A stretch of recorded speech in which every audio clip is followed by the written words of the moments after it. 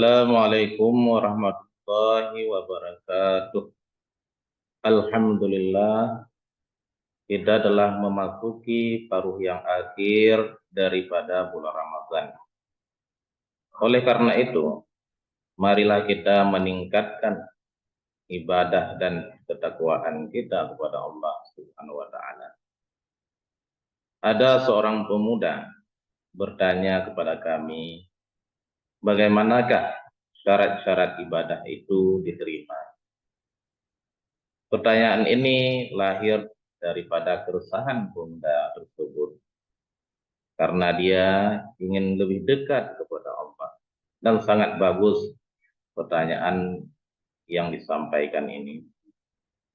Jawabannya, agar kita dalam melakukan ibadah diterima oleh Allah, ada dua syarat yang simpel.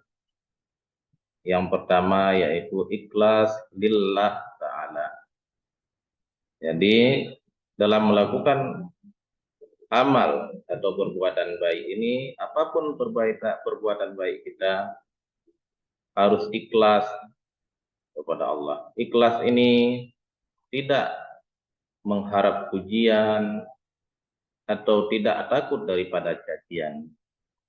Kita tulus, bersih hati kita karena Allah melakukan ibadah. Karena kalau hati tidak ikhlas, maka selalu akan terikat dengan makhluk. Orang yang terikat dengan makhluk akan menderita.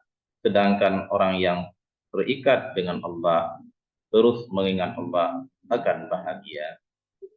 Yang kedua, syarat diterima ibadah yaitu muwafaqatul amal di syar'i alladzi amara Allah taala alla ya'buda illa bihi wa huwa mutaba'atun nabi sallallahu alaihi wasallam. Yang kedua, syarat diterima amal ini, amal ibadah kita harus sesuai dengan perintah Allah Subhanahu wa taala. Sama dengan ibadah ini harus sesuai dengan perintah Rasul, karena apa yang Allah perintah kepada Rasul, itulah yang kita jalani. Bagaimana kita tahu yang kita lakukan itu sesuai dengan perintah Allah dan Rasul? Tentunya dengan belajar dan bertanya kepada orang yang alim dan yang salih. Itulah dua syarat yang harus ada pada kita agar ibadah kita diterima oleh Allah. Moga-moga bermanfaat dan berkah. Assalamualaikum warahmatullahi wabarakatuh.